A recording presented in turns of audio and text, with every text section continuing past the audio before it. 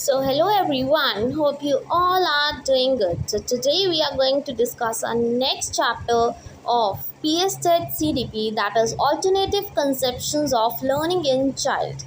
ठीक है जी, अलग अलग कंसेप्शंस होते हैं बच्चे की लर्निंग में। उससे पहले हम करेंगे कि लर्निंग होती क्या है, लर्निंग कितने तरह की होती है, फिर किन साइकोलॉजिस्ट ने लर्निंग के बारे में क्या बोला उसके बारे में हम डिस्कस करेंगे, राइट। तो लर्निंग क्या है? ग्रोथ है। जैसे जैसे आप लर्न करते हो आप ग्रो करते रहते हो। लर्निंग एक एडजस्टमेंट है, आप एडजस्टमेंट करना सीख जाते हो। लर्निंग एक एक्सपीरियंस है, जितना आप उस चीज़ को एक्सपीरियंस करेंगे उतना ज़्यादा आप लर्न कर पाएंगे। लर्निंग एक एक्टिव प्रोसेस है, लर्निंग इंटेलिजेंस है एंड लर्निंग सोशल है। सोसाइटी में जाओगे, इन्वायरमेंट में जाओगे, बहुत सी चीज़ें आपको सीखने को मिलेंगी। तो लर्निंग क्या है? सोशल प्रोसेस भी है। देन ये सिंपल सी लाइंस थी, तो इतना मैंने इन पे फोकस नहीं किया, राइट। तो टाइप्स ऑफ लर्निंग, लर्निंग दो तरह की होती है हमेशा। वैसे तो तीन तरह की होती है, बट जो मेन है वो दो तरह की रखी जाती है। एक होती है फॉर्मल लर्निंग, एक होती है इनफॉर्मल लर्निंग, राइट। दोनों में क्या डिफरेंस है? फॉर्मल लर्निंग वो होता है जो हम स्कूल्स में करते हैं, स्कूल्स में सीखते हैं एक प्रॉपर इन्वायरमेंट में, जहाँ पे एक प्रॉपर डिसिप्लिन हो, प्रॉपर रूल्स हो, प्रॉपर रेगुलेशंस हो, राइट। वो होती है फॉर्मल लर्निंग। एक दूसरी होती है इनफॉर्मल लर्निंग, मतलब वो लर्निंग जो हम इन्वायरमेंट से करते हैं, इन्वायरमेंट में रहते हैं। जैसे हमारी पढ़ाई ख़त्म हो गई, अब हम घर में बैठे हैं, बाहर जाते हैं, ठीक है, लोगों से मिलते हैं, सोसाइटी में जाते हैं, बहुत सी चीज़ें सीखते हैं, वो होती है इनफॉर्मल लर्निंग। क्योंकि लर्निंग के बारे में यही कहा जाता है कि लर्निंग क्या है? एक कॉन्टिन्यूस प्रोसेस है, लर्निंग कभी भी स्टॉप नहीं होती, राइट। तो ये फॉर्मल भी होती है और इनफॉर्मल भी होती है, राइट। नेक्स्ट, तो कुछ साइकोलॉजिस्ट थे, बिहेवियरिस्ट थे, जिन्होंने अपनी अपनी थ्योरी दी लर्निंग को लेके कि कैसे बच्चा लर्न कर सकता है, लर्निंग में क्या क्या चीज़ें ज़रूरी होती हैं। सभी ने अपने अपने वर्डिंग्स में बताया, वो हम डिस्कस करेंगे। कौन कौन थे पहले वो पता होने चाहिए। थॉर्नडाइक जी ने अपनी थ्योरी दी, वॉटसन ने अपनी थ्योरी दी, Pavlov, Kohler, Bandura and Bloom, जो मेन है इन चैप्टर्स में। वैसे तो मैं ऑलरेडी एक वीडियो बना चुकी हूँ इस पे, जिसमें हमने डिस्कस किया था हर एक थ्योरिस्ट के बारे में डिटेल में, राइट। तो इसलिए मैं आपको ये सारा फटाफट से बता देती हूँ। सबसे पहले थॉर्नडाइक की थ्योरी थी ट्रायल एंड एरर थ्योरी। इसको बहुत ही ब्रीफली पढ़ना है तो आप मेरी जो प्रीवियस वीडियोस हैं वहाँ पे जाके चेक कर सकते हैं। आपको सारे जितने भी 20+ थ्योरिस्ट पे मैंने वीडियो बना रखी है, तो वहाँ पे आप चेक कर सकते हैं, ठीक है। तो अभी हम फटाफट रिवीजन कर रहे हैं, तो बस आपको मैं ऊपर से बता देती हूँ एक्चुअल में बोला क्या गया। तो जो थॉर्नडाइक थे, थॉर्नडाइक ने कौन सी थ्योरी दी थी? ट्रायल एंड एरर थ्योरी दी थी। इन्होंने अपना जो एक्सपेरिमेंट है किस पे किया था? कैट पे किया था, बिल्ली पे किया था, ठीक है। इन्होंने क्या किया?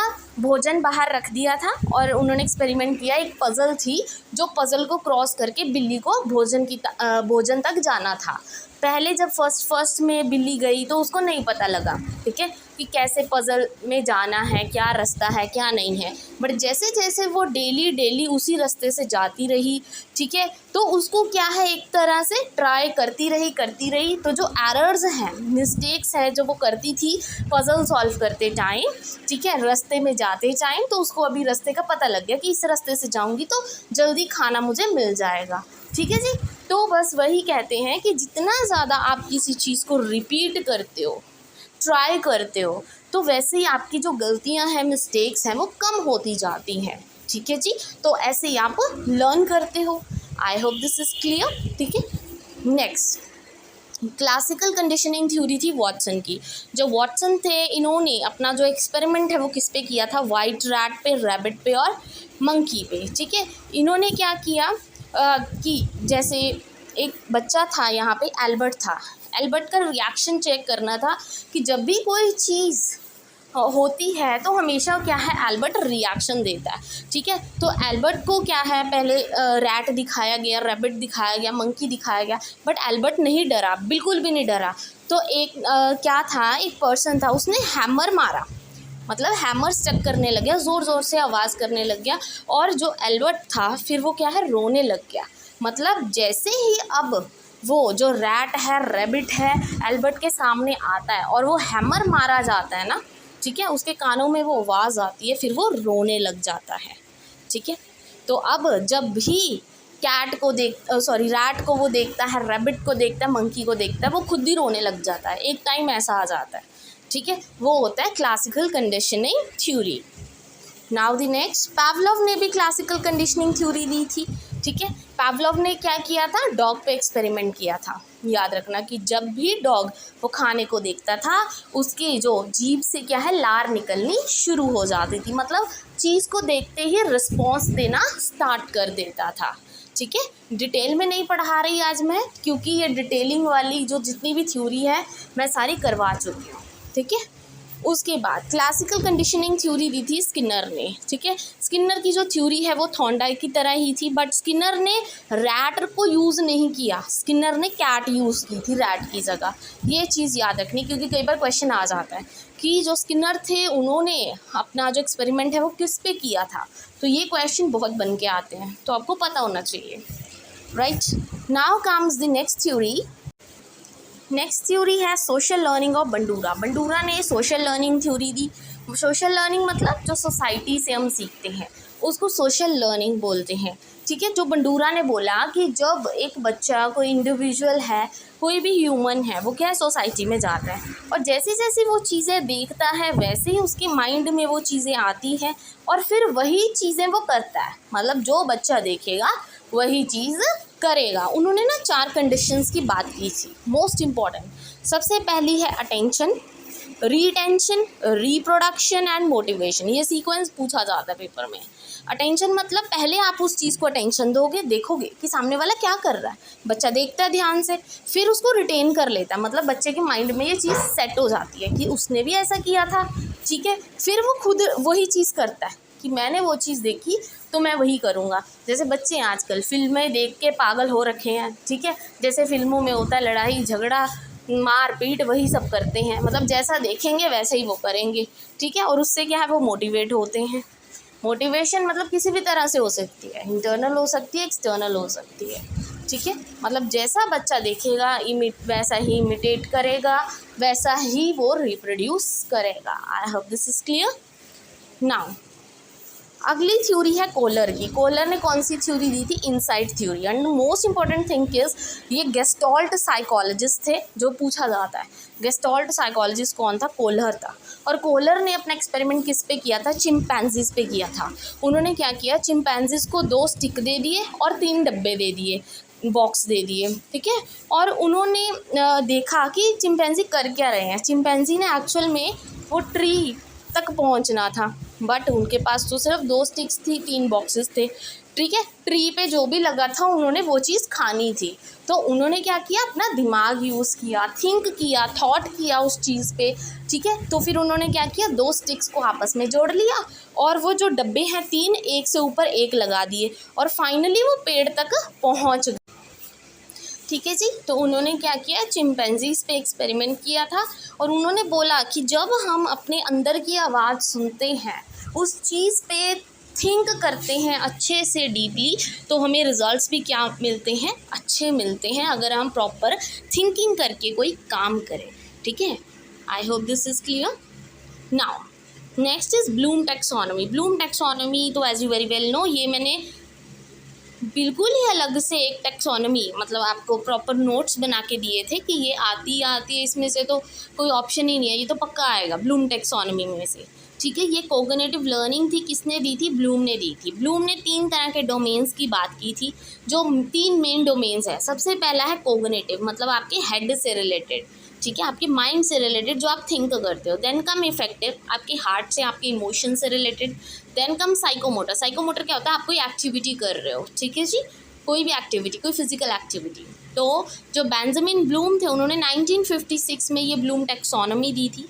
उन्होंने एक सीक्वेंस बताया था कि जो बच्चा जब भी लर्न करता है, अपनी कोग्निटिव एबिलिटी को यूज़ करता है, वो सबसे पहले उस चीज़ को रिमेंबर करना सीखेगा, फिर उस चीज़ को अंडरस्टैंड करेगा, जब उसने अंडरस्टैंड कर लिया फिर उस चीज़ को वो अप्लाई करेगा, फिर अप्लाई करने के बाद उसको एनालाइज करेगा, इसके मीनिंग्स क्या ये साथ साथ दे रखे हैं। देन उसको इवेल्युएट करेगा, देखेगा, कंक्लूड करेगा, फिर एक नई चीज़ क्रिएट करेगा, ठीक है जी। ये क्या है, ब्लूम टैक्सोनॉमी है। नाउ अब हम क्वेश्चंस पे आते हैं जो PYQs हैं इन्हीं टॉपिक से रिलेटेड। सबसे पहला question, which of the following is a process in the social observational learning theory of Bandura. जो बंडूरा की ऑब्जर्वेशन लर्निंग थ्योरी थी, इनमें से कौन सा प्रोसेस है? तो हमें पता है 4 तरह के प्रोसेसेस थे बंडूरा की थ्योरी में। कौन कौन सा था? Attention, retention, reproduction, motivation. तो देखो इन चारों में से कौन सा? रिफ्लेक्शन नहीं था, रेपिटिशन नहीं था, रिकैप्चुलेशन नहीं था, रिटेंशन था, right? So B option is your correct one here. Now comes to the next question. Conclusion. Children can learn violent behavior depicted in the movies. ये कौन से साइकोलॉजिस्ट ने बोला कि जो बच्चा देखेगा वही चीज़ सीखेगा? तो ये किसने बोला था? ये बंडूरा ने बोला था। सोशल ऑब्जर्वेशनल लर्निंग थ्योरी किसने दी थी? बंडूरा ने दी थी, ठीक है जी। थॉर्नडाइक ने तो ट्रायल एंड एरर थ्योरी दी थी। जेन पियाजे ने अपनी कोग्निटिव डेवलपमेंट थ्योरी दी थी, ठीक है जी। वॉटसन तो है नहीं, क्लासिकल कंडीशनिंग वाले थे ये। So C option is your correct one here. Now comes to the next question. जो ब्लूम टेक्सोनॉमी है वो किस चीज़ को ऑर्गेनाइज करती है? मैंने अभी आपको बताया जो ब्लूम टेक्सोनॉमी है कि बच्चा पहले अपनी कोग्निटिव एबिलिटी से उस चीज़ को रिमेंबर करेगा, अंडरस्टैंड करेगा, अप्लाई करेगा, एनालाइज करेगा, इवेल्युएट करेगा एंड देन क्रिएट करेगा। वो क्या होती है? कोग्निटिव ऑब्जेक्टिव्स होती हैं। So D option is your correct one here. Now comes to the next question, which of the following don't support the way a child learns. इनमें से कौन सा नेगेटिव वे है जिसमें बच्चा लर्न करता है? मतलब पहले पॉजिटिव 3 निकाल लो कौन से हैं। Children learn when they are prepared cognitively, बिल्कुल सही है। जब बच्चा अपनी माइंड से लर्न करता है अच्छे से तो अच्छे से प्रिपेयर कर पाता है, बिल्कुल सही है।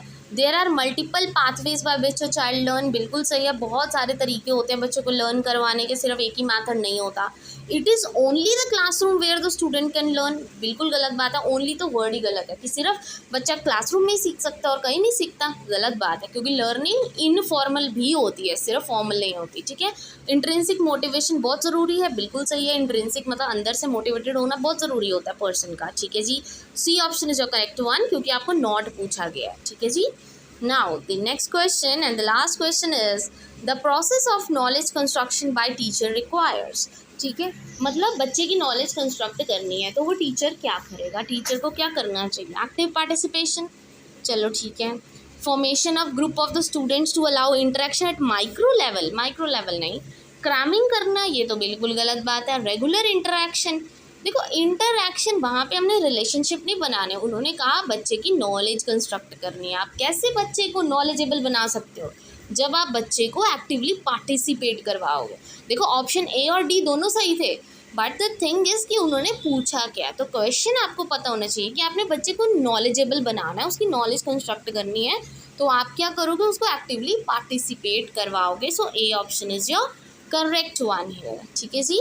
सो दीज आर सम PYQs और नोट्स जो मैंने अभी डिस्कस किए आपके साथ। उनको अगर डीपली पढ़ना है तो वीडियो ऑलरेडी है वहाँ पे, जैसे मैं बता चुकी हूँ, ठीक है जी। तो आप वहाँ से जाके डीपली पढ़ सकते हैं इसको, बिकॉज ये सिर्फ रिवीजन थी तो फटाफट मैंने इसको कंप्लीट किया। एंड आई होप ये वीडियो आपके लिए यूजफुल रही हो। अगर आज की वीडियो आपको अच्छी लगी हो, अंडरस्टैंडेबल हो, then please don't forget to like and subscribe my channel. Thank you very much.